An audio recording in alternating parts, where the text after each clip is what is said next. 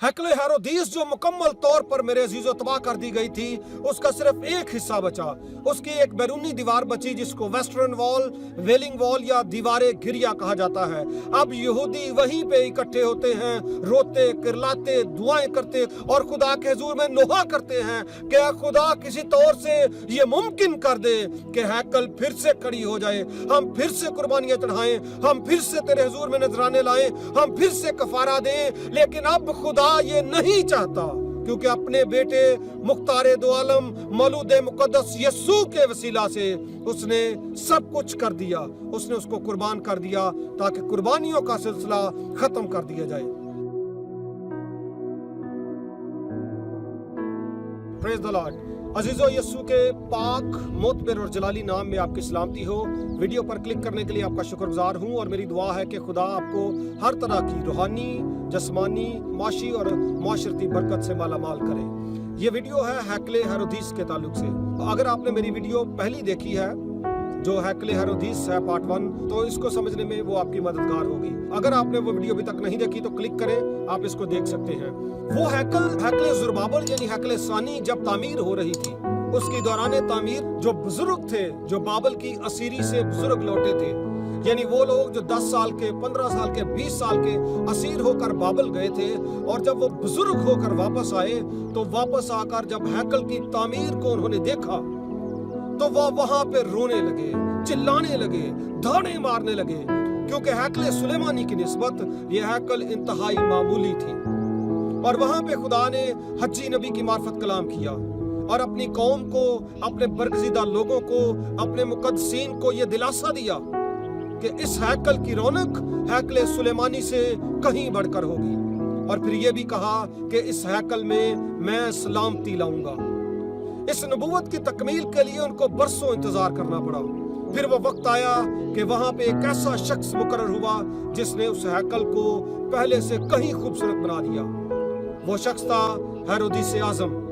हैकल हेरोदीस अपने हुस्न जमाल, अपनी खूबसूरती, अपने पुरशिकवा होने की बदौलत यरूशलेम का फख्र बन चुकी थी, फलस्तीन और हेरोदीस का फख्र बन चुकी थी।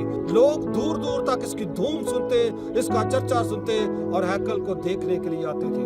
फिर यहाँ पे रौनक देखकर, इसकी शान शौकत देखकर यकीनी तौर पर उस बात की तकमील हो चुकी थी जो हज्जी की मार्फत खुदा ने कही थी कि इसकी रौनक पहली हैकल से ज्यादा होगी। जो हज्जी नबी ने दूसरी नबूवत की थी वो ये थी कि इस घर में मैं सलामती लाऊंगा।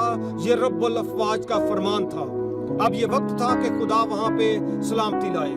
तकरीबन 2000 साल पहले मुख्तारे दो आलम मौलूद मुकद्दस खुदा ताला के बेटे यस्सू का वहां पे तजस्सुम हुआ, और उसके तजस्सुम के लिए जो जगह का इंतखाब किया गया वो यहूदिया के यरूशलेम का एक छोटा सा कस्बा बैतलहम था, जहाँ पे यस्सू आए। यस्सू को 12 वर्ष की उम्र में उसके वालिदैन हैकल में लेकर जाते हैं। वो हैकल जो हैकल हेरोदीस कहलाती थी। उस हैकल में रसूमात अदा करने के बाद, खुदा के हुजूर में शुक्रगुजारी करने के बाद वो वापस चले जाते हैं, और वो समझते हैं कि शायद वो बच्चा यस्सू काफले के बीच में ही उनके साथ ही है। लेकिन घर पहुंचकर उनको पता चलता है कि यस्सू उनके साथ नहीं है। फिर वो तलाश करते हुए जब वापस हैकल में आते हैं तो वहां पे वो बच्चा यस्सू, जिसकी उम्र उस वक्त 12 साल थी, उस्तादों के बीच में बैठा था, रब्बियों के बीच में बैठा था। उस वक्त के उलमा उसकी बातें सुनकर दंग थे। वो उनसे सवालात कर रहा था और उनके सवालों के जवाब भी दे रहा था।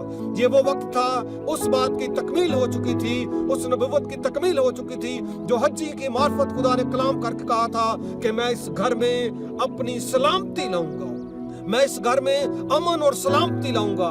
तो यस्सू के वसीला से ऐसा हो चुका था।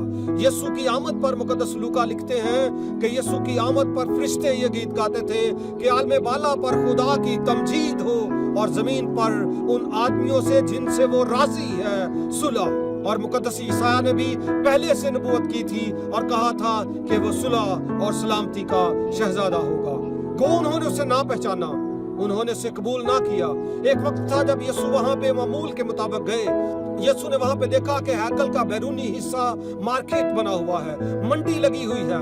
यीशु ने वहां पे सराफों के तख्तों को उल्ट दिया, कबूतर फरोशों के पिंजरों को उल्ट दिया, और यीशु ने वहां पे उनको मुखातिब होकर कहा कि लिखा है कि मेरा घर तमाम कौमों के लिए दुआ का घर कहलाएगा, लेकिन तुमने इसे डाकुओं की खो बना दिया, तुमने इसे तजारत का अड्डा बना दिया। और यीशु के इस इख्तियार को देखते हुए वहां पे मौजूद लोग बहुतों ने उसकी पैरवी कर ली, लेकिन एक बड़ी जमात जो हैकल के ठेकेदार थे, जो रहनुमा थे, बहुत से उनके हवारी भी यीशु से नफरत करने लगे। उन्होंने उसको रद्द कर दिया। यीशु ने मत्ती 22वें बाब में एक तमसील कही थी, आसमान की बादशाही उस बादशाह की मानिद है जिसने अपने बेटे की ज़ियाफत के लिए एक बड़ा इंतजाम किया और उसने खास चुनिंदा लोगों को बुलाया, बुलाए हुओं को बुलाया, जिनसे वो मोहब्बत करता था उनको बुलाया, जो खास थे उनको बुलाया, लेकिन उन्होंने हिलो हुज्जत किया, वो अपने कामों में मसरूफ रहे। लेकिन जब वो ना आए तो फिर वहां पे बादशाह ने कहा, जाओ गली में कूचों में खड़े भले क्या बुरे क्या गरीब क्या, उन सबको इकट्ठे करो, उनको यहाँ पे लाओ। और देखते ही देखते शादी की सारी ज़ियाफत लोगों से भर गई। ये वो लोग थे जिन्होंने यीशु को ना पहचाना था, लेकिन मुकद्दस यूहन्ना रसूल बयान करते हैं, यूहन्ना की इंजील पहला बाब उसकी 11वीं आयत, कि वो अपनों के पास आया लेकिन उसके अपनों ने उसे कबूल ना किया, लेकिन जितनों ने उसे कबूल किया उसने उन्हें खुदा के फर्जंद बनने का हक बख्शा, यानी उन्हें जो उसके नाम पर ईमान लाते हैं। पूरी दुनिया के लिए आम हो गया कि यीशु जो सुलह और सलामती और अमन का शहजादा है, यीशु जो नजात का पैगाम लेकर आया था, और हैकल का पर्दा जो ऊपर से नीचे की तरफ फट गया था, इस बात का ऐलान था कि खुदा की हुजूरी अब हैकल में नहीं रहेगी, अब खुदा पर्दों के पीछे नहीं रहेगा, बल्कि उसका फजल, उसकी हुजूरी, उसकी मामूरी हर एक जगह पर होगी। मरकस की इंजील के 13वें बाब में लिखा है कि यीशु मामूल के मुताबिक जब हैकल में गया तो उसके साथ उसके शागिर्द भी थे। उनमें से एक शागिर्द ने यीशु से कहा, ऐ उस्ताद, देख कितनी बड़ी बड़ी इमारतें हैं, देख कितना कीमती पत्थर है। और यीशु ने फिर उससे कहा, तू इन पत्थरों को देखता है, एक वक्त आएगा कि पत्थर पे पत्थर बाकी ना रहेगा। जो नबूवत यीशु ने की थी, फिर उसकी तकमील का वक्त आ चुका था। उनके दरमियान में एक जमात थी जिसको ज़ेलोतिस कहा जाता था। ये एक जमात, जिस तरह अभी फलस्तीन और इसराइल में तनाज़ा हुआ और हमास नामी एक गिरोह लगातार इस कोशिश में रहा कि इसराइल को जवाबी हमले करके अपना इंतकाम लिया जाए, वहां पे भी ऐसा ही मंजर था। गो कि आज इसराइल पावर में है, उस वक्त इसराइल पावर में नहीं था। और ये चाहते थे कि किसी भी तौर से जो तशद्दुद यहूदियों पर किया जा रहा है, जो जुल्म यहूदियों पर किया जा रहा है, उसको खत्म किया जाए। ये रोमियों के खिलाफ अपनी आवाज उठाते थे, और अगर कोई अकेला रूमी इनको मिल जाता तो उसको कत्ल कर देते थे। ये इंतहा के शिद्दत पसंद थे। पहली सदी 64 मसीह के बाद इनकी इस शिद्दत में काफी हद तक इजाफा आ चुका था। उसकी वजह फिर बनी कि रोमन एम्पायर को इन पर गुस्सा आ गया। रोमी जनरल टाइटस ने फिर अपनी फौजों को लिया और यरूशलेम का मुहासरा किया। उसने यरूशलेम की दीवार को मुकम्मल तौर पर अपने कंट्रोल में ले लिया। उसने तजारत के निजाम को खत्म कर दिया और अंदर लोग भूख से मरने लगे।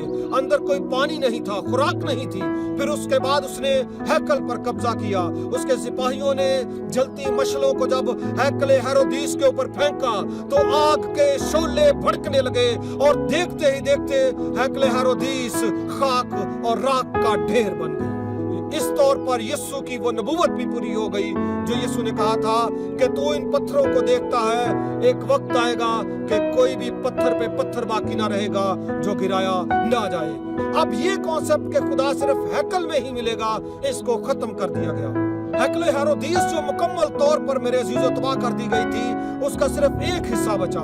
उसकी एक बैरूनी दीवार बची जिसको वेस्टर्न वॉल, वेलिंग वॉल या दीवारे घिरिया कहा जाता है।